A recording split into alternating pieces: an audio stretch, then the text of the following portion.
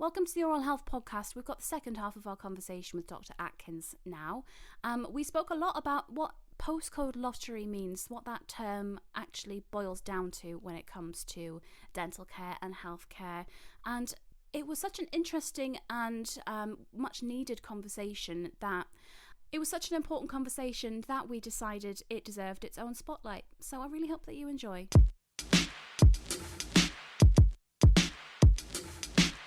Right, so Ben, thank you again for sitting down and having another chat with me. I want to throw another term at you very quickly that I think isn't really explained enough, and that is postcode lottery.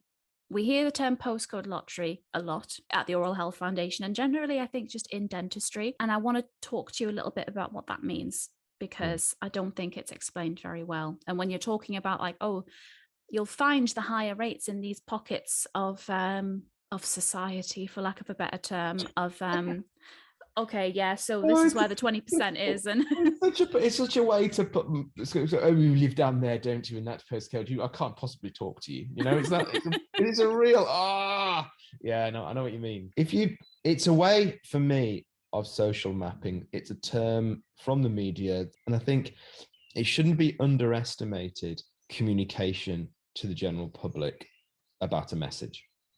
I may not like the term postcode lottery, and that puts a lot of barriers up around people. However, the society understands. It's quite simple, put it in this way. The majority of disease is in the poorest people in society. The majority of people live in specific areas, and that's a postcode. Like it's that, you can almost put it into something succinct as that. Mm-hmm. There's a lot more complicated factors on there. We know that. But we've moved from, if specifically talk about dentistry, it's often a funding issue.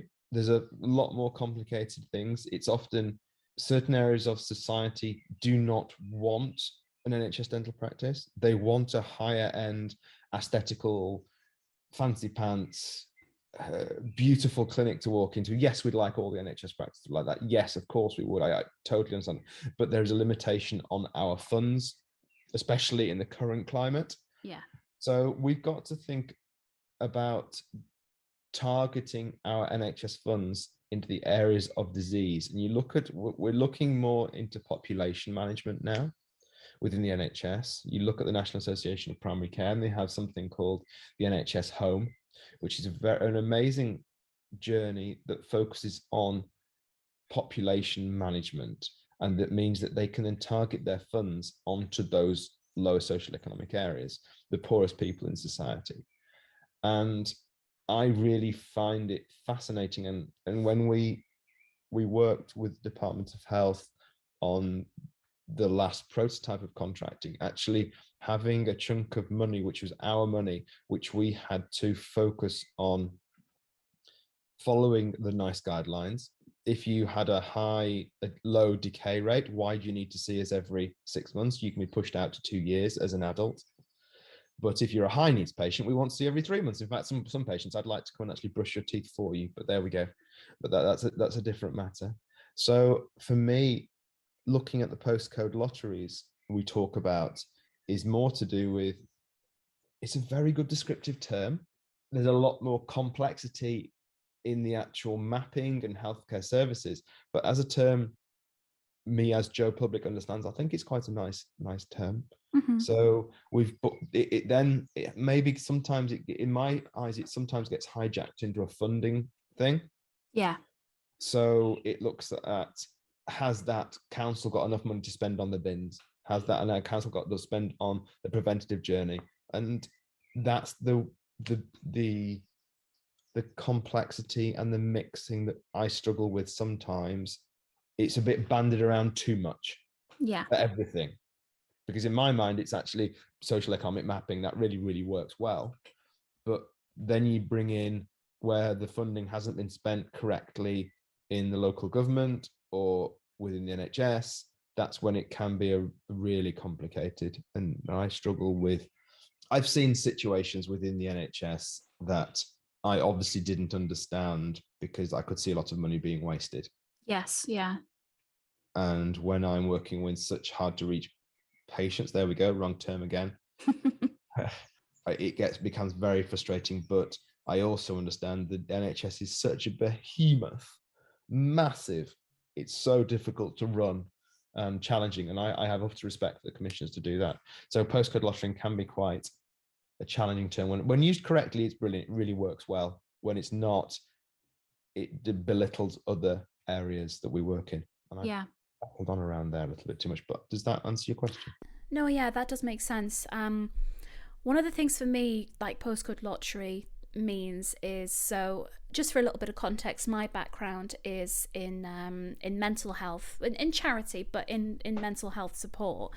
And so to me, it reminds me of when I used to have to look at things like needs reports, just to figure out how at risk or how in need the population that I was helping was. So say if there's like the national average is to pinpoint down the middle of the line, you then have to look at how far your community deviates off that middle point, and then that tells you, okay, you are in an at need area, or the children in your area are lower than average for this or higher than average for that. But it all gets really, really complicated and detailed when you come into it and look in detail. But yeah, it's on the surface, it can, I think, be a little bit of a negative term. So a point that I really, really want to stress, and I hope that you'll agree with me on this, Ben, is it's not a damning sentence, a postcode lottery, which I think it can come across as sometimes, even with the best of intentions. But if you are born in an area which is full of high levels of poverty, high levels of disease, and is on paper a less fortunate area, that does not mean that you are doomed to a life of ill health or a life of misfortune. And that's a message I really want to get across. You're not doomed to your circumstances. You have the ability to have better health, but really, unfortunately, some things are going to be a little bit more challenging, and that is awful. But that's the circumstances that we're dealt sometimes, and that's why we need to do more to help people that are in these areas and in these situations, because they have been dealt a less fair hand than someone else, and that's just not fair. It really does make sense.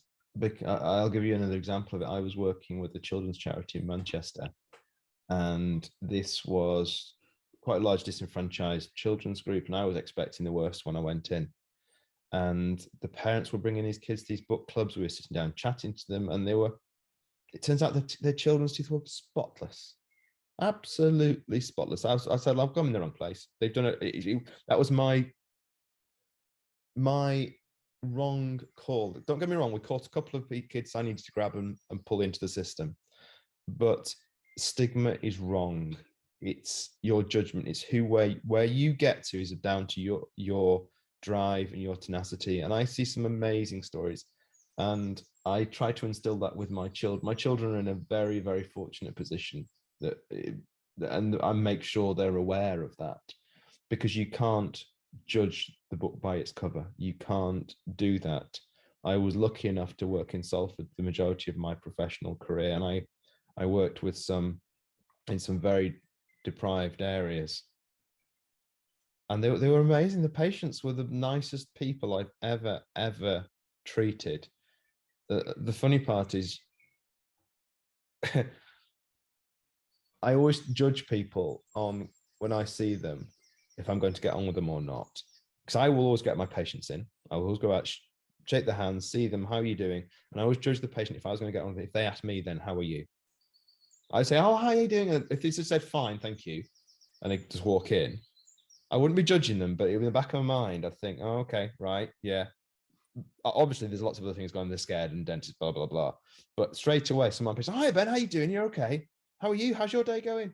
And so it's just the little things. And I found that more people asked me how I was in the lower social economic areas than they did in the hoity-toity business areas, and I knew which patients I wanted to work with. So because I was more relaxed and treated them totally with respect, they used to come down to my reception team. Ben came out and spoke to me like a human being. There were some of them, and Sylvia, my reception, goes, "Yeah, why wouldn't you? That's Ben." That's why patients come back to see him, because I treat a high court judge the same as I would be the person who was sending down in the afternoon.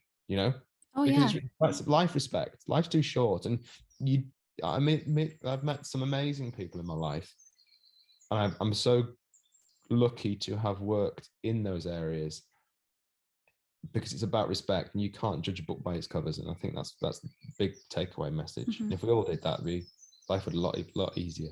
Yeah, I 100% agree. I think that's a philosophy that we all need to live by, but unfortunately some people don't. And that's a shame for them, to be honest, because they miss out. And I also think you've also got to look at someone when they're maybe a bit brisk to you. What's going on in their life? Do they need a little bit extra 5 minutes? Because usually when you scratch a little bit, you realize they're going through some troubling times. And by being that rock and the standard journey, that they can be really happy, and you can make a difference to those people. I really appreciate you taking the time to sit and talk to me, Ben, as always. It's been brilliant. It always gives a good perspective when you hear about these things. And I think taking a step back and, like I say, not judging the book by the cover, but it's advice that we all need to follow. And that goes doubly in healthcare, that it goes without saying. Thank you again, Ben. It's been a pleasure as always. My pleasure, lovely. And we'll speak soon. Dr. Ben Atkins there. Is a pleasure as always to talk to you, Ben. I'll link all of his information in the description of the podcast below. And if you want some more bespoke oral health advice, you can talk to our helpline, or you can go to dentalhealth.org to have a look at all the information we've got available online. If you want to learn more about National Smile Month, you can go to smilemonth.org or find us on social media. Thank you once again, Ben, and thank you to you for listening.